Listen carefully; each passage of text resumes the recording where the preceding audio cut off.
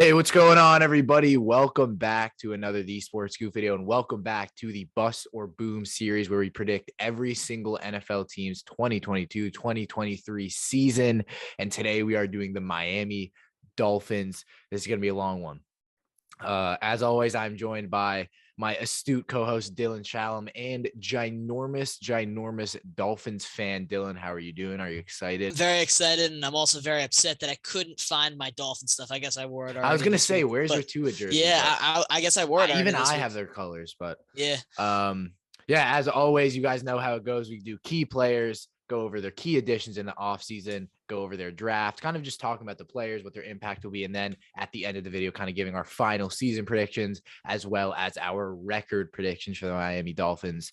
And it's going to be an interesting one. Me and Dylan definitely have some opposing opinions when it comes to one player. So that should be, and I'm sure you can all guess who, but that should be fun. As always, make sure you follow us on social media at TheeSportsScoop, TikTok, Instagram, and our Twitter. We're posting a lot on TikTok. So if you guys want more content from us, go check us out over there. And as well, we will be doing your favorite NFL team. So make sure you subscribe because I'm sure we will do that. And as always, let us know what you think of the video in the comments down below.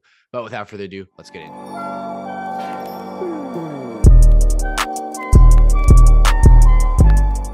I'm ready to discuss the most overhated man in the world. I'm not even talking professional sports. I'm talking the world. And that's Tua Tagovailoa. If you've watched our channel for long enough, you know my views. You know his views. I like him. He hates him. I just don't think the hate is warranted at all. I think he's been underwhelming, but I would say understandably underwhelming given the situation he's been in. And now that I think the situation is much better for him with the friendly scheme, Tyreek Hill, running backs that don't get tackled with a blow of wind, like it'll be a lot more friendly for him. And I think it'll be easier for him to succeed. And I think he will succeed. Everyone who's been watching has been saying he's that guy right now. And I hope it turns out. Yeah. I mean, I just want to start and I say that nothing like getting into the key player segment like this, but I just, you guys know it. I just don't see it. I don't think he has the tools to be successful. That being said, I think he has every single thing now to be successful. I think he has a good coaching. I think he finally has a good running back system. I will say, as much as I've hated on Tua, his running backs have been terrible. As much as I did like Gaskin, though, but he's not a true running back one now with Edmonds and obviously Raheem Mostert. He has a backfield. The offensive line still needs help, but it should be better this year. And then again, obviously receiving wise, it doesn't get much better than Tyreek Hill and Jaylen Waddle. Still missing, I guess, that deep ball kind of, like receiver, but Tua can't really throw it very far. So that's not an issue. Again, Dylan, First of all, it's the little shots, Dylan. Tyreek Hill is that deep ball. No, yeah, that's true. I said that wrong. I meant jump. I don't know. I said deep ball. Okay. There's nothing like recording without. And we're gonna get into that later. I'll tell you who that's gonna end up being. There's nothing like me recording and saying something completely wrong. Not deep ball. They literally have the two. Arguably the best. Not arguably. I think they have the best deep ball core in the NFL. I meant jump ball, kind of throw it up type guy. So yeah, that what I just said make no sense because he can't, jump ball doesn't mean throwing it deep. Again, I think, and Dylan, that's the question. I think you need to address that. And the big thing is, and the thing I, roasted you about was that video that the Dolphins posted of Tua Tagovailoa throwing it deep to Tyreek Hill, wobbling, underthrown. Everyone and I think the question is that connection there yet? But again, that's my whole thing. And Dylan, I will say this. It is a casual take. I think it is. I think it's a general take, but it's one that I will stick with. I don't think he's going to be able to reach the receivers in deep routes. And again, it's a casual take. I understand that the two, whenever we post clips of our two arguments, I get ripped apart by people who literally Tua seems to be their bloodline, but I just don't think he's been able to reach the receivers. And I've had that take. All right. I'm going to tell you right here, and we're going to post this everywhere. Tuanon assemble. Okay. No. So here is where I am with this. His hip was injured for the entirety of his career.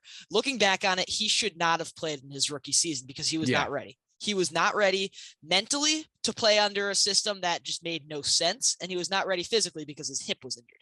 Last season, they put him behind a suicide squad at line. Yeah. So now he's in a system. He's healthy.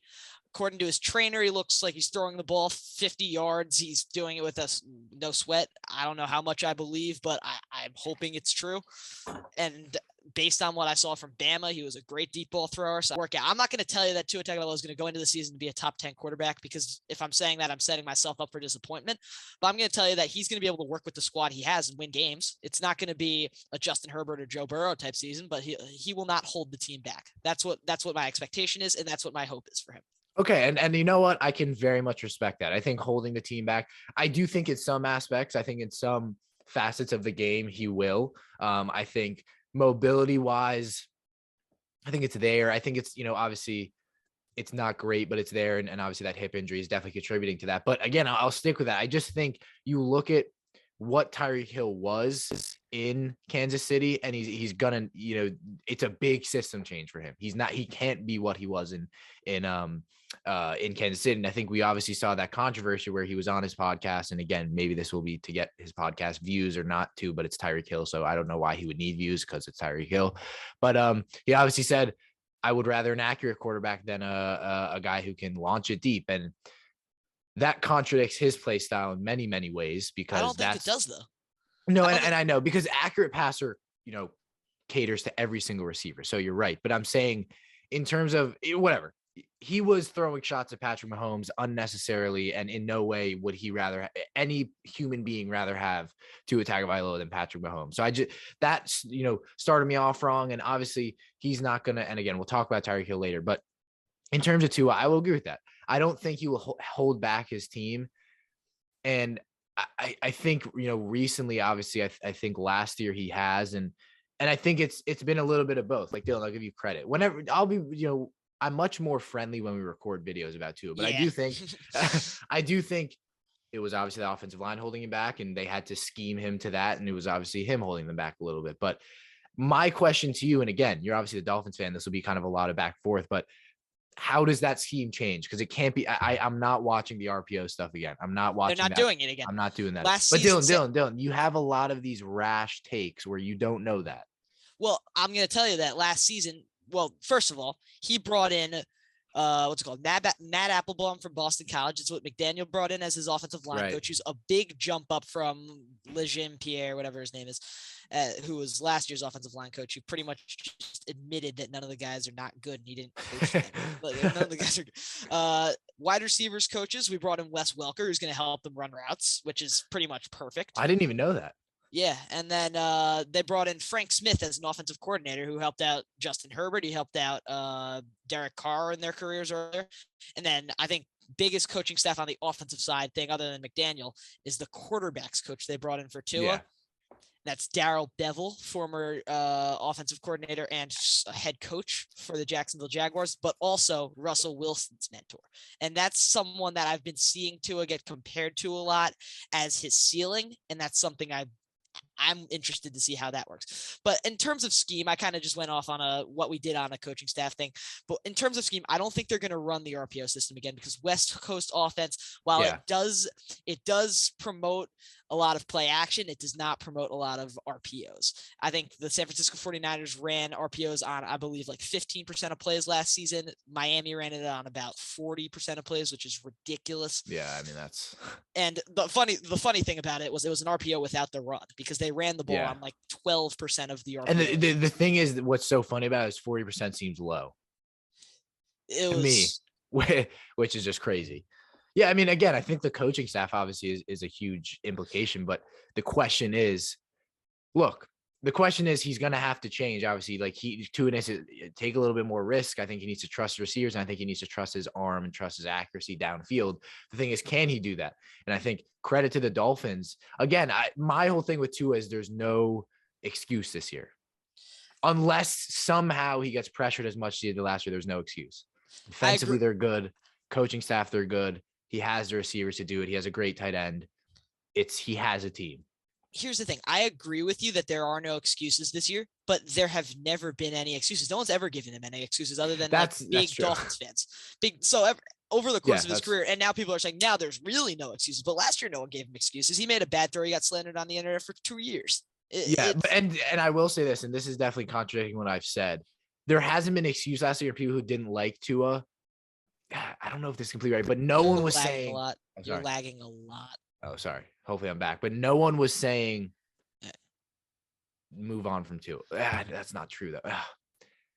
I'm trying to kind of gauge that. You know what I mean? Like this year, if he plays bad and there's no excuses, it's going to be move on from Tua. Where there wasn't that much of an agenda last year, just kind of everyone like, I don't think he's going to be their star quarterback. There was an agenda last year because of There the was. Watson trade. Yeah, and there was. And again, I was someone who played into that because I thought Deshaun Watson would be a great quarterback. But I think this year it'll be pertinent. Like I think this year, if he plays bad, it's going to be, leave from him, especially with this QB class. This year it's game over because they have 2 first-round picks also.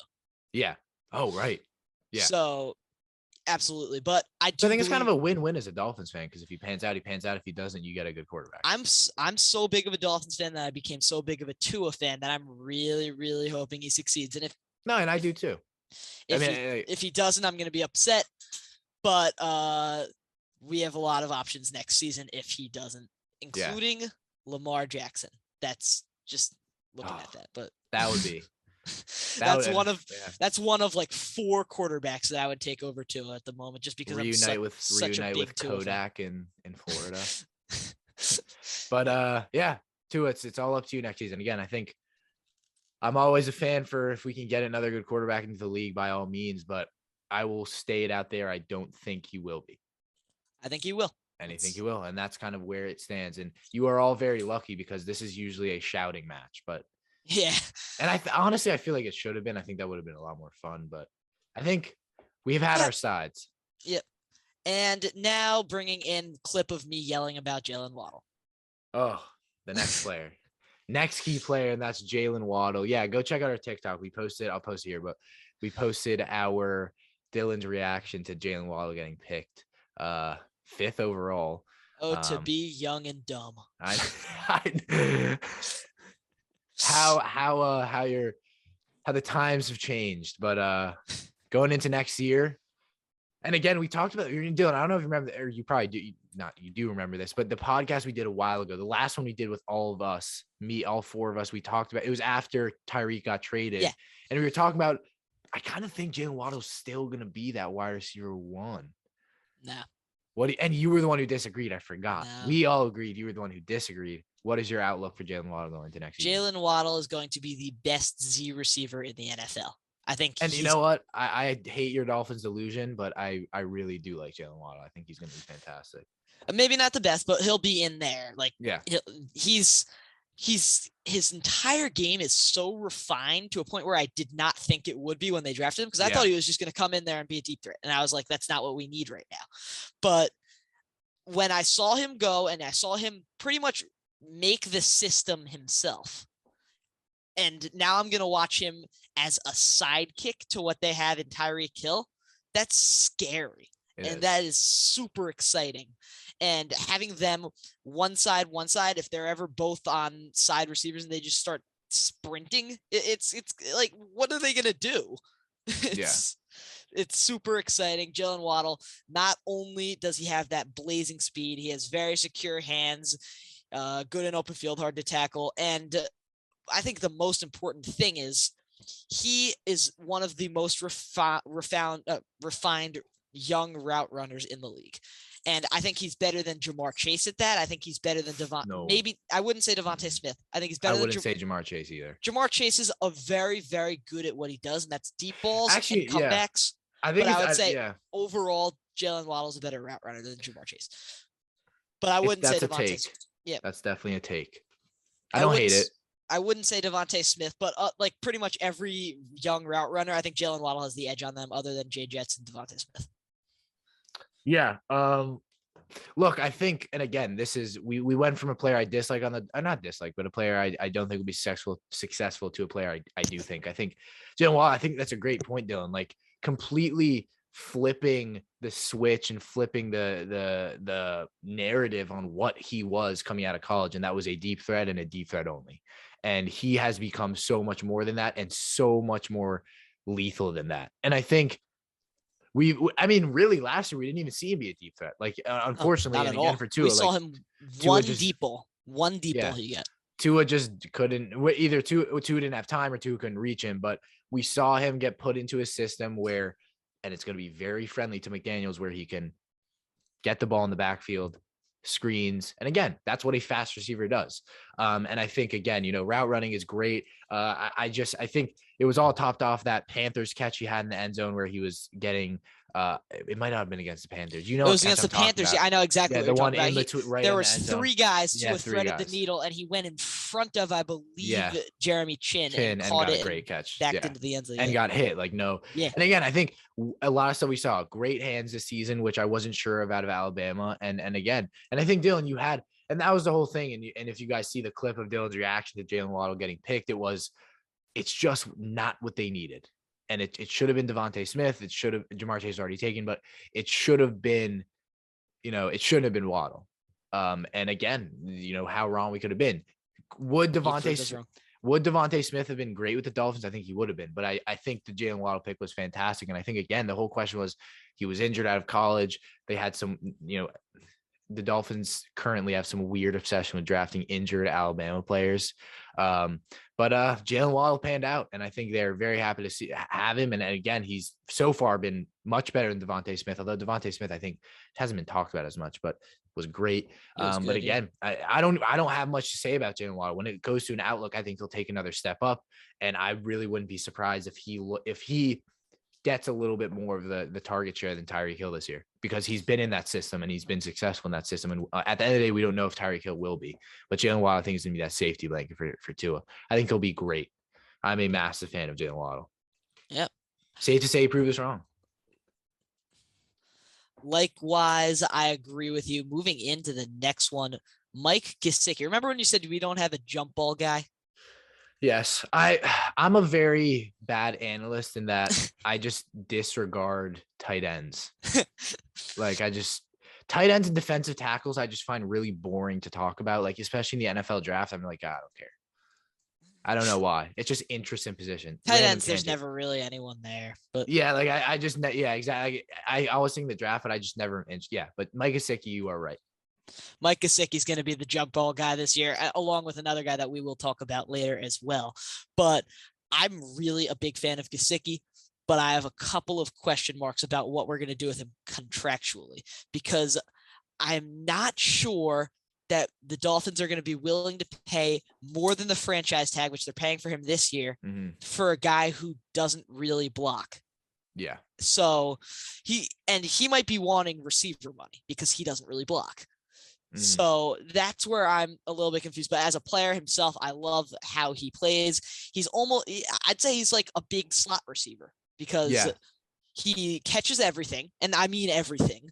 He runs routes like a receiver, and I would say he can be a distraction in the red zone. He's not targeted often in the red zone, but he always carries at least two guys near him, which frees up a Waddle or Devontae Parker or Tua running into the end zone, which was where we got a lot of our touchdowns last year. Yeah, and again, this will be a kind of shorter kind of player now, so I think you're right. Huge catch radius, big hands, a guy. I think a great analysis of that is, big slot receiver. Again, blocking wise, wasn't very active there, but at the end of the day, how much did he need to block last year? You know what I mean? Like, the running game this year, maybe we'll see him step up, but the running game last year was just non-existent. So I guess, in the RPOs and stuff like that, when they're throwing screens, we could have used as many blockers as we yeah. But again, I'm a mass fan, and contractually, I don't know if that's the right word, Dylan. It might not have been. Whenever you say it, though, it sounds right. That, and what's the other word that you always say? Heredity, which I just don't think's a word. But yeah, I'm a big fan of Mike Gesicki. Again, I think a tight end who's consistently overlooked in that Dolphins offense, and I wouldn't be surprised if he was overlooked this year again. But again, I think, when you look at safety blankets, I would say he'll be even more of a safety blanket than Jaylen Waddle was last year. So massive fan of what he'll bring to the Dolphins. And I think, at the end of the day, it's just going to be, what can you do to support Tua going into this season? All right, but Dylan, our next player we're going to look at is second year out of Miami, edge defender who blossomed at the end of the season, set the rookie record for sacks for the Miami Dolphins. That is Jaelen Phillips. How excited are you for what he will bring in year two to the Dolphins pass rush? I have been talking to Serge a lot about the Dolphins and the Jets because we're Dolphins and Jets fans, division rivals. And one player that very, very rarely comes up is Jaelen Phillips. And coming out of camp, it's been said that he is a completely different player and that he's looking to be a top edge rusher in the league. And I completely believe it based on the way he ran last season at the end. Just the speed he brings to the edge, how relentless he is when he has to get to the quarterback, and how good he was in the passing defense as well. He dropped back unbelievably well at the start of the year. And when they started to go to that cover zero scheme, he was so good as a blitzer. So I think bringing him to another level this year, just physically, because I don't think he had like the weight on him that he needed at the start of the year. But this year, I think he's there. I think he's ready to become that first round pick guy. And he was last year. He had 10.5 sacks. But I think he did. Yeah. I thought he had like 8.5. Oh, he had 10. Oh, maybe you're right. 10 or 10.5. Yeah. And I think he's ready to go in and have a 15 sack season. I think he's going to be absolutely incredible for us this year. Not really much to say. He's just consistent. Yeah, I do think he possesses the tools to be, that. No, he had 8.5 sacks though. I was right. Oh, really? Yeah, I knew he didn't have 10. He had 8.5. But again, I think Jaelen Phillips is definitely kind of a very, I wouldn't say undersized, but more a slimmer player than a guy like obviously Myles Garrett. And again, we've seen slim edge defenders kind of be successful, TJ Watt. But Jaelen Phillips, again, I think is a, kind of outside linebacker more when you kind of define his role, just because of that pass coverage ability. But, I think here's what I'll say. You had the optimistic Dolphins outlook. I don't think he'll be a top edge defender this year.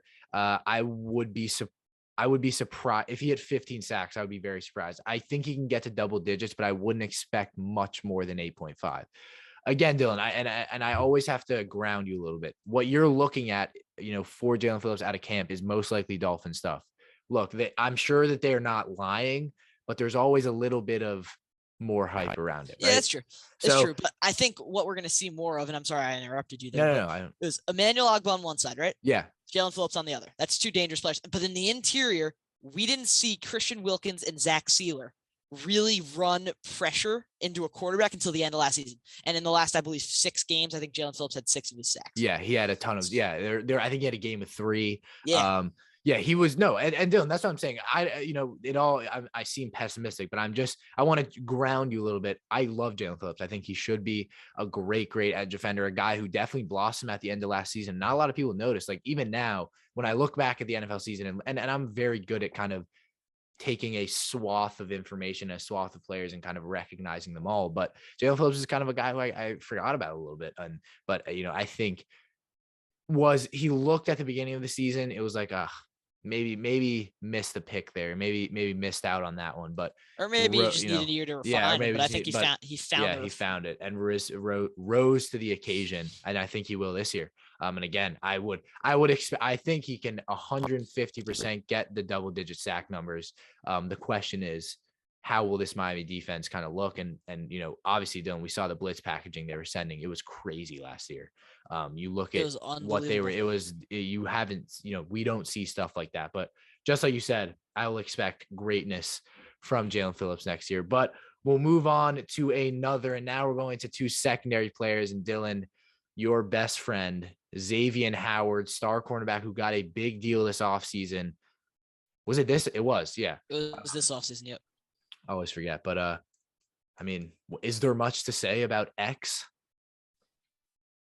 He earned every goddamn cent that he made because he was, I believe, the best cornerback from last season to this season, like 2020 to 2021 seasons those 2 combined.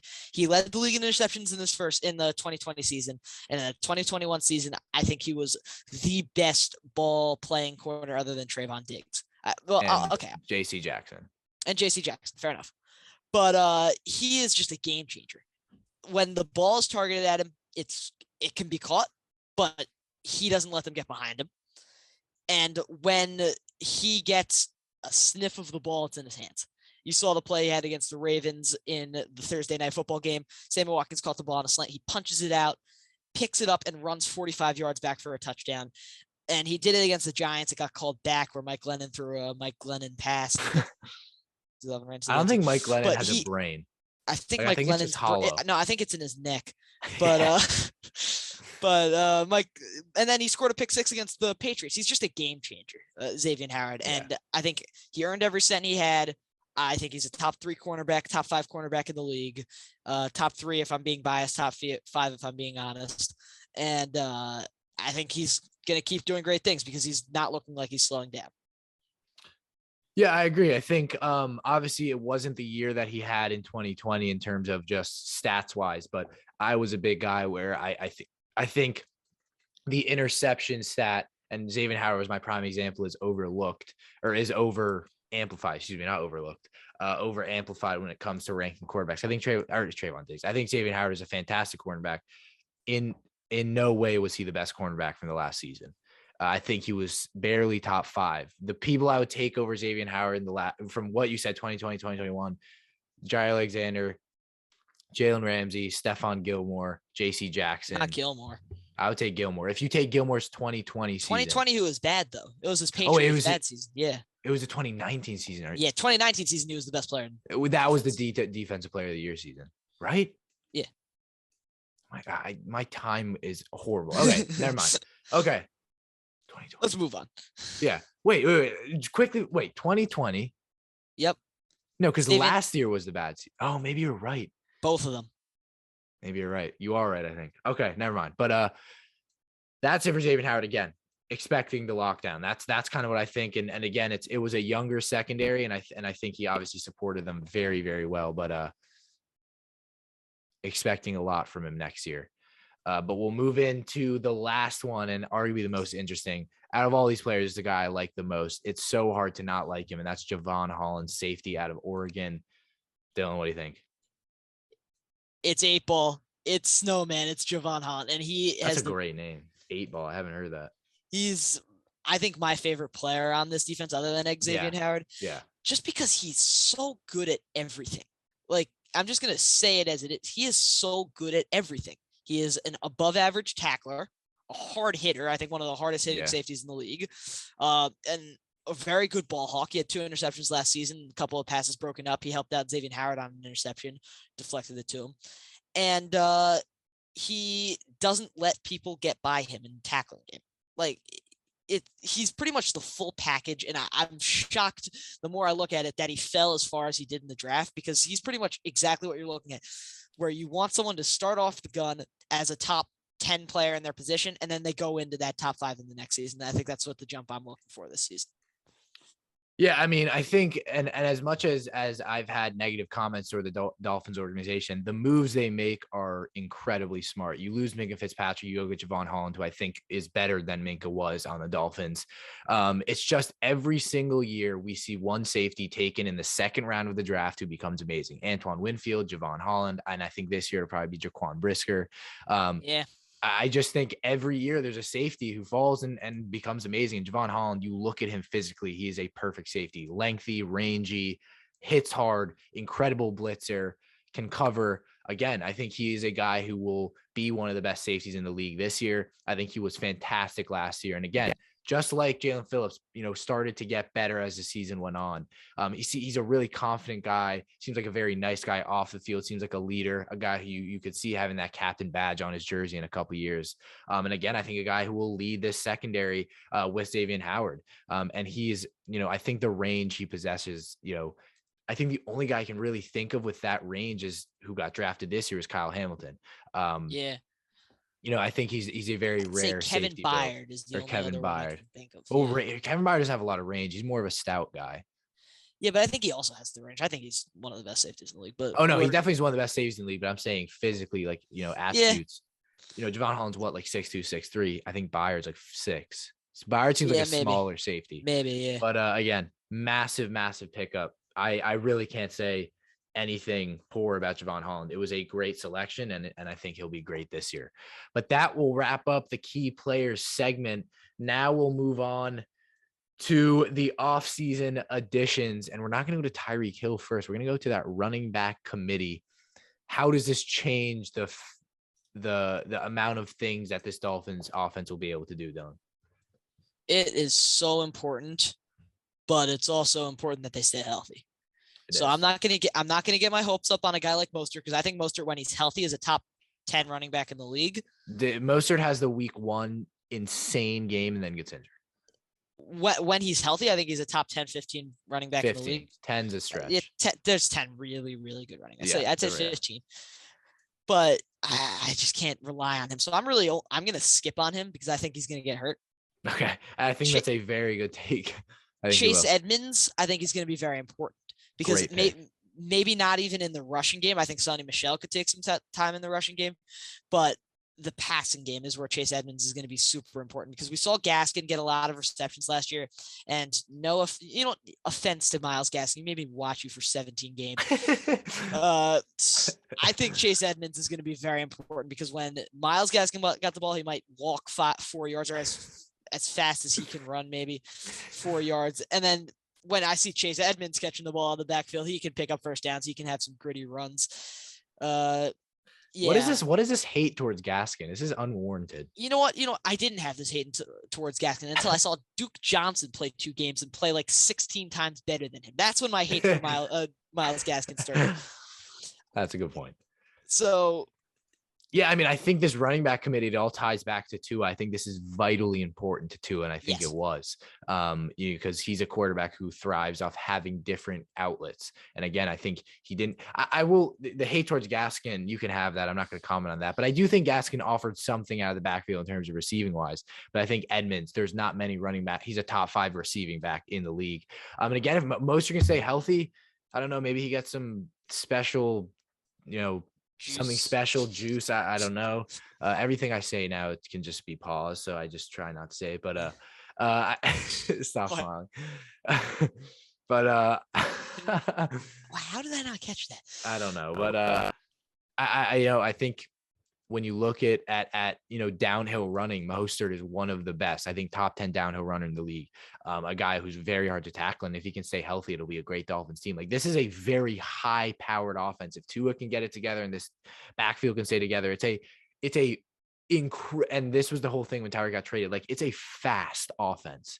Like, it is a gone in 2 seconds. You don't even know it just happened offense. Like, in terms of physically being fast, this offense is incredibly fast. Mostert, Edmonds, Tyreek Hill, Jaylen Waddle. So I think the running back committee was incredibly important to Tua, and they finally kind of fixed it. I think, and again, this ties back to what I was saying about the Dolphins making smart decisions. I think they were so smart in getting 2 running backs instead of getting 1. 3, but Michelle, 3, but 2 like prime running backs, 2 above average guys.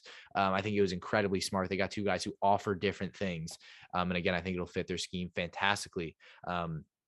And again, it's the whole McDaniels thing, because, the many running backs in San Francisco. But we shall move on, Dylan, to Tyreek. I just want to add in one more thing. And I don't know if I put Terron Armstead on this list. But you did.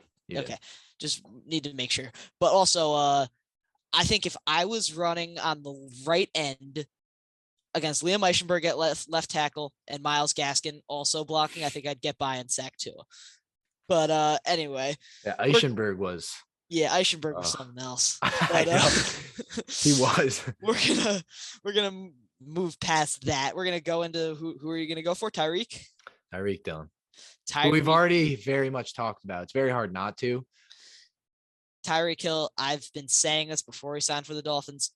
I've said he's the 3rd best receiver in the league, potentially 2nd behind Adams. And I said 2nd, and then when Kupp had his playoffs, I said Kupp.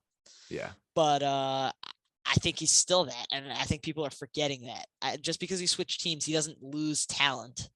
So what we saw against the Bills, what he did so well wasn't his deep ball in that playoff game. It was his ability to catch the ball and make every person miss. And every person miss, be too fast. And make every person miss. Everyone miss. But that touchdown, the deep one, he just was faster than everyone. Yeah. Yeah. But that's what I think we're going to see out of him a lot more. And I think that what he was saying on his podcast was, I would rather have the ball in my hands than have to rely on a quarterback to throw it to me deep. And which I guess is fair. He says that with no shade to Mahomes, because Mahomes hit him all the time. And it came off as if he was saying, I like Tua better because he throws it to me more. But the question really was, would you rather have the ball in your hands from an accurate passer or have to run and hope the ball gets to you? That's where I think the disconnect Yeah. came. But because with Mahomes, you would run and the ball would get to you no matter what. Yes, exactly. Yeah. And the answer was I want to have the ball in my hands, and that's what's going to happen this season with him, with Waddle, with Gesicki, with Cedric Wilson. It's going to be a party, and Tyreek is going to be the forefront of it. So he's really willing to. What I love about Tyreek off of the get-go is he's really willing to put his like security, his life, his everything on the line for his quarterback. And what he's doing on the practice field, online, everywhere, Tyreek Hill is really I think he's been more supportive of Tua Tagovailoa than anyone in the Dolphins organization for his entire career. So that says a lot. Yeah, I think it was a good locker room presence. Obviously, Tyreek Hill, it offers something no other player in the NFL does. And there are in each position, I think, one player who offers something that nobody else does. I think Tyreek Hill is the only wide receiver who offers something that no receiver does. There are a lot of good receivers. There's Jamar Chase's, the Devontae Adams, but there's other players who do it at that level, just maybe a little bit, or not at the level, just a little bit lower. No one has even close to what Tyreek Hill does in the open field as a receiver. I think Jamar Chase is getting there. And I wouldn't be surprised if he's there. But right now, there's just no one who has that skill set. There's just no one. Tyreek Hill offers something we have not seen. And again, for the whole thing with me, it was an interesting fit with Miami because, and it all goes back to Tua. But if I was Tyreek, like, I don't know why you would choose Tua. But again, obviously, I'm no expert in choosing my team. But, I think as much as he's been supporting Tua, there is definitely a significant change from going from a guy like Patrick Mahomes to going to a guy like Tua. But I agree. I think Tyreek Hill is completely bought in. I think he's completely understood that, look, it's not going to be like it was in Kansas City. I'm going to play a different role. And I think that might be what he wants. I'm sure that's what he wants. So that's what he said he wanted. Yeah. On his first podcast with his agent, he said, I didn't get targeted enough in Kansas City. I want the ball. Really? Yeah, that's okay. I mean, he said really... Kelsey took a bunch of targets. He started throwing shots at everyone. It was really funny. I guarantee you guys will like it. So check out his podcast. He has a new episode coming out with Waddle, I believe, Friday. Oh, I'm watching that. Yeah, watch the. Why? Yeah. Tua also. It's really fun. Oh, he did post on Tua. I forgot about that. I saw that. Why did Waddle cut his hair, man? Why did he cut it? Aerodynamic.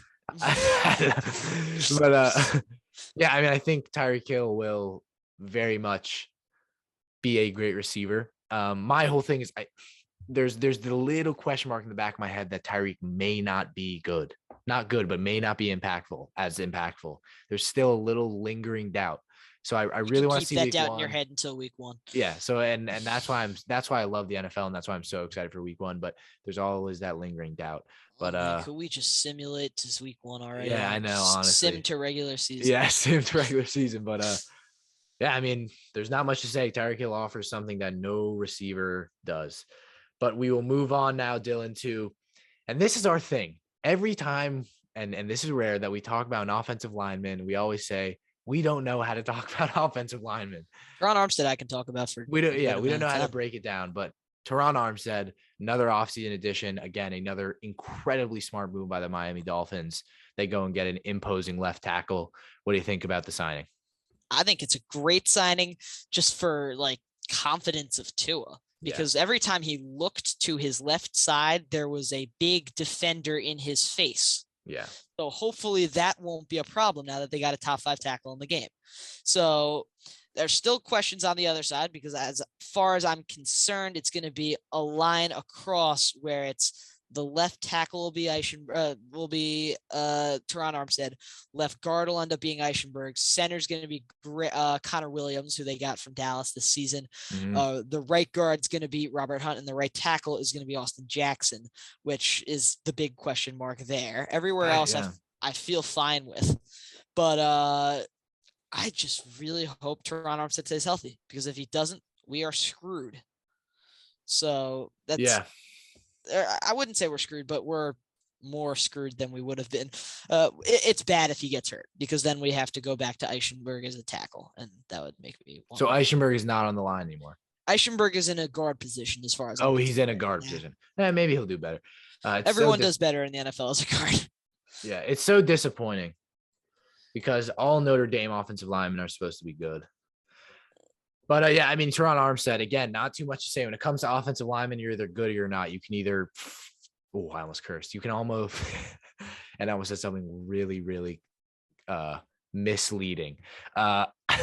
You can either, I know. Yeah, you can either kill people or you can, and pancake people, or you can, or you can't. And Terron Armstead can. Terron Armstead very much can. I'm very good at censoring myself. That almost came out very viciously. I'm not. I'm really not good that almost came out very viciously. But yeah, I mean, I think it was a great signing. Like when you look at, and there's not a lot of good offensive linemen that go into the market. Terron Armstead was the number 1 free agent according to NFL Network, and he was brought to the Dolphins. Yeah, you could see my smile. Yeah, but we'll move on now, Dylan, to I think the coaching segment, which we've already really talked about. So we don't need to touch on it. If you want to, we can. I'm just gonna say, the coach is not publicly criticizing the quarterback now, which makes it a lot better. Yeah. And I don't want to disrespect Brian Flores as much as a lot of Dolphins fans have been doing, because what he did in not really this season, because I think this season it ended up being more of a negative, but what he did in the 2020 season was nothing short of miraculous with the roster they had. So I think he deserves a head coaching job, and what the teams are doing, not hiring him because of the lawsuit's pretty much despicable. Yeah. But I think as far as the Dolphins are concerned, I wouldn't have fired him, but now that they did, I think it's better. Yeah, because I think it could be better, or it could be bad. It's also having something to tie into Deshaun Watson would be the Dolphins quarterback if Brian Flores was there, and that would be bad. But yeah, but maybe it wouldn't be. No, it would be. Yeah, well, we still don't know what's going to happen. We know it would be. Yeah. Even if he's innocent, it would be, because that's some locker room cancer. Yeah. Because I don't want to talk about the case. I was about to say something. I'm not going to talk about the case. But it always gets into everything. Let's move on to the draft, shall we? Shall we? And the draft that was very uneventful and something that is usually not for the Dolphins, but really with the 29th pick, they took Tyreek Hill. With the 35th pick, they took Tyreek Hill. With the I believe 72nd pick or something, they took Tyreek Hill. And then the first pick they had, and again, the Dolphins hitting on another pick. They get a guy who I think could have been taken a lot earlier, and from the Georgia defense, Channing Tindall, linebacker, great pick. What position were they missing on their defense? I don't think they were missing really anywhere. But if they had to say one spot, that would be that second inside linebacker spot, which is really occupied by a plethora of guys. That's Duke Riley, Samuel Aguavigan. Beautiful name, by the way. I love that name. Elandon Roberts. How do you spell that? Eguovegan, I believe. I might be way off. Aguavigan. That sounds like a fruit. That sounds like a Caribbean tropical fruit. That sounds like a modded fruit, like in the lab. A guavagan. Oh man, what do we talk about? We love this. Yeah. And Channing Tindall, I think he has the chance to really just take that role. That was kind of a bunch of kind of okay linebackers and be that starter. No, I think very unlike a late round pick like him. I think he'll go in and be a starter. Channing Tindall's great. And again, obviously there are two great linebackers ahead of him, but a guy who got to I think they were so smart in making this pick because he's a guy who will go into that blitz offense and fit in perfectly because that's what he did in Miami. And again, I think they will create a lot of pressure. And there's not much to say about Channing Tindall. Again, a guy who I thought would go earlier. I actually thought that they would get I did a Miami Dolphins mock draft, and I thought that they would get, I'm completely forgetting his name. I don't know why. It makes me sound so dumb, like I don't know players. The linebacker the Georgia linebacker who's taken to the Packers. Quay Walker. Quay Walker. I thought that they would get Quay Walker. I was very much off because he was taken in the first round, but I think Channing Tindall is a great pick. And again, they took in terms of value, he's completely a value selection. I'm not gonna lie, I have no idea who the other guy is. Eric Ezunkama. If you want to talk about him, you can. What I'm looking at from him, I'm not expecting much. What position is he? He's a wide receiver. Oh. And I think he's going to be the jump ball outside receiver. If we see that red zone threat, he was very good in college there. I watched a bunch of tape on him. He looks really exciting. Just a bunch of just completely mossing the defender grabs. Look up his highlight tape. Oh, Texas Tech. I do know him. You're right. Yeah. It's fun to watch him. Yeah. He should be good. He should be a good red zone threat. Hopefully he makes the roster. They didn't draft anyone in this draft, so I felt like I had to add another player if I'm being honest. But just an interesting name. Yeah. Then to end it all, we have our season. Does this make sense? Our roundup and our final kind of predictions for the season. Dylan, what is your final prediction and what is your outlook for the Dolphins season? What do you expect? And top it off with what you think the Dolphins will end with record-wise. I'm expecting an improved locker room, and I'm expecting a lot more recognition of the team by NFL fans. Like last year, they were 9-8, but no one really thought they were good. Mm-hmm. This year, they're going to be that Chargers team that maybe aren't as good as people think, but people are going to overrate them. I kind of just get that feeling. Like they're going to be a 10-win team that will maybe miss the playoffs, maybe make the playoffs, but everyone's going to have them in that discussion because of Tyreek Hill. Mm-hmm. And because of how good I think Tua is going to be this season and being able to uplift that offense, it's just the schedule that scares me, man. Like it's a tough one. This is the best Dolphins team that I've ever seen on paper. And yeah. It's not even remotely close. Roster-wise, 100%. But the schedule is so damn hard. Like every time I go through it, I have to give them an extra win against one of these unbelievably good teams. Just be like, you know what? I'm going to give this team a pat on the back. But like everything could just go so catastrophically wrong with the line if someone gets hurt. Everything could go so catastrophically wrong with the running backs if they get hurt. If Tua gets hurt, there's Bridgewater. So I'm not really that terrified. Or there is the guy you draft from Kansas State. Skylar Thompson, he might not even make the roster. He was signed. Oh, he was. Yeah, today. Oh. Him and Goodson. CJ Good. I don't know this name. I was looking at Cameron the article. Good. Cameron Good. The edge, yeah. Oh, good for them. Yeah, then he will not be the starter though, ever. And that was so serious for no. But I'm expecting big things from this team. And I'm going to say, if I had to give a record prediction, just because I think the roster's so well put together, I think the coaching staff, it's not like a first-year coaching staff. They're not like, oh, we have everything to prove. It's really like laid back, and I think it's really good for everything. And the team's bought into it. Everyone's bought into it. It's Tua time in Miami. It's a 10-7 season. That's what I'm looking for. I actually, that's the exact record I had them as well. I like it. Wow, Dylan, I would not expect that. I think 10-7. There's just, they have to play like 10 unbelievably good teams. So like, So the question is 10-7 good enough for the playoffs? Depends how many people get very injured this year. Yeah, we'll have to see. But obviously that if I had to make my guess, I think that's a 7 seed. So that's good enough for me. Yeah, so playoffs is good enough. But I mean, I think, roster-wise, this Dolphins team can contend with a lot of teams. And again, I guess the difference with the Dolphins compared to another team with this kind of roster is the quarterback position, and it all depends on Tua. So if he pans out, I think they'll be great, and I think they can win 11, 12 games. But and again, I think for so many teams, like the max is 12 wins. No matter how good you are, teams are going to lose. It's the NFL. There's always that random divisional game that they lose, and I think, I kudos to you because I think you've been very optimistic, sometimes overly optimistic in that video. I think this is a very realistic record prediction, and I'm gonna, because it's not much better than last year. Not, it's one win better than last year. And on paper, if you look at the two teams, this should be a 3-4 win margin between them. But, the NFL and especially this conference has gotten ridiculous. So I think and obviously schedule wise, it's very, very tough, but I have them at 10-7 as well. I expect the Dolphins to be a good team this year. I expect them to be contending every game. And that's kind of where I am at with the Miami Dolphins. But that was the best Buster Boom we've done so far. I believe so as well. And I'm gonna make it a little bit better right here. Skylar Thompson, I apologize. I was a little bit harsh with that. You will never be the starter bit. You can do what you want to. Myles Gaskin, I don't apologize.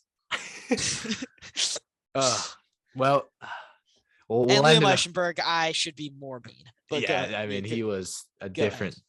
But we'll end it off there, ladies and gentlemen. Make sure, as always, you do subscribe to the channel if you did enjoy. And as always, I always credit you if you made it through 50 minutes of 16-year-olds talking about football.